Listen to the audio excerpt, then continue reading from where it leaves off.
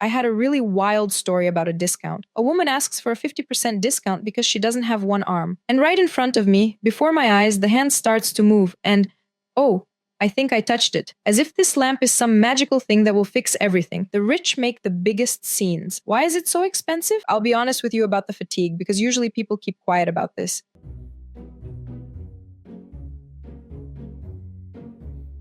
By the way, I'm sitting between clients right now. I have about 15 minutes. Let me tell you what happened to me today before I forget. Actually, no, wait. Let me talk about this word first. It's been bugging me since this morning. Manicurist. That word. A client comes in today and says, "Have you been working as a manicurist for long?" I say, "Nail technician if you don't mind."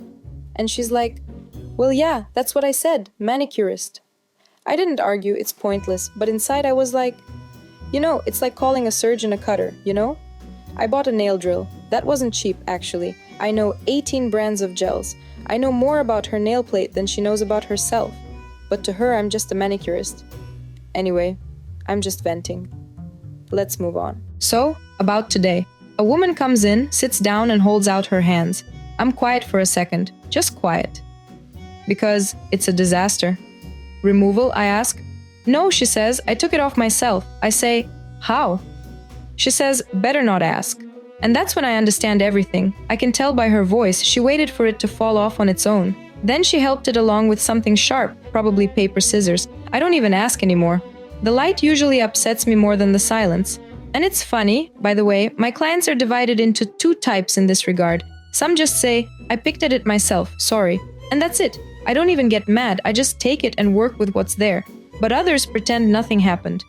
And this second category annoys me a bit more, because she'll also come back in 2 weeks and say, oh, something is not holding well here. It's not holding well not because of me, my dear. It's not holding well because of you at 11 p.m. with paper scissors. I want to say something about the lamp. I have a whole theory about the lamp. I'm seriously thinking of writing a book someday and calling it simply, The Lamp Fixes Everything Forever. Period. Because, look, I apply the polish. I say slowly, hand in the lamp, no rush. And right in front of me, before my eyes, the hand starts to move and, oh, I think I touched it. She touched the polish on the wall of the lamp, and right to simply, the lamp fixes everything, period. Because look, I apply the polish, I say hand in the lamp, no rush, and right in front of me, before my eyes, the hand starts to move and, oh, I think I touched it. She touched the polish on the wall of the lamp, and there's a smudge on the next finger. And I'm sure there's some on the ceiling too. I just don't look there on principle, it's easier not to know. But that's not the most interesting part. The most interesting part is she sees it. She sees she smudged it, and still puts her hand in the lamp, as if this lamp is some magical thing that will fix everything. It won't fix it, my dear. It fixes what was there, and now it's set forever. Well, until we redo it, of course. Although I had one client who was the exact opposite. She wouldn't put her hand in the lamp, but would slowly bring it to her face and look at the color. I say, in the lamp, the gel is running. She goes, just a second, I can't tell the color. I say, in the lamp. She goes, oh, I think it already ran. Well, of course it ran. You held it out for 10 seconds, and gel isn't stone, it's liquid. You know what wears me out the most of everything I've told you? It's not these disasters. I got used to disasters a long time ago. I even talk about them calmly. It's the design specifically that wears me out, when they can't decide what they want. I had this story, I love telling it. She says, I want a design on all nails. I say, that will look heavy, maybe on just 2. No, she says, I want it on all of them. I want a crown. Imagine, a king's crown on one finger, a queen's crown on another, like a king and queen. You know what I mean. I understand, I say, I draw it, add gold, rhinestones on the sides, threw in some glitter. I look, it's glowing. Seriously, it's glowing so much that I squinted a bit myself. I don't like it, she says, too tacky. We redo it, solid color, we dry it. Let's at least put a stone on the ring finger, she says. Okay, a stone. We dry it. Still boring. Maybe a drawing? We draw the 4th option already. She looks. No, she says, something's not right. And you know what's the saddest part of this story? Honestly, she's not torturing me on purpose. She's really searching. She saw something beautiful on Instagram on some girl with perfect fingers and professional lighting, and she's trying to apply it to herself, but her fingers are different. The light is different. Her life is different altogether. And I explain it to her, but it's useless because explaining means ruining her dream. And I'm not a dream ruiner. I'm a nail technician. That's not in my job description. So, we left it at that. Okay, I think I'm talking too much about design. Let me tell you something that really throws me off balance every time. And it's not even about nails, it's about money. The rich make the biggest scenes. I'm serious, it's a real fact, it's just statistics. I've been observing this for years. She pulls up in this Porsche, gets out with a bag that costs more than my rent for 6 months. She sits down and starts bargaining over one rhinestone on the bill. Why is it so expensive? Can I get a discount? My dear, you arrived in a Porsche. Explain the logic to me, please. Actually, don't. I know you won't explain it because there is no logic. There's just a habit of saving wherever possible. And for some reason, they chose me as the place where they can. Although, I just remembered I had a really wild story about a discount. I still remember laughing about it for half an hour afterwards. A woman asks for a 50% discount because she doesn't have one arm. Literally, physically doesn't have it. And the argument. Well, I have fewer fingers. I tell her, I'm sorry, but I still sit here for the same amount of time. While one hand dries, you can't touch the other one either. The materials are the same, but there are fewer fingers, she says. I didn't know what to say, to be honest.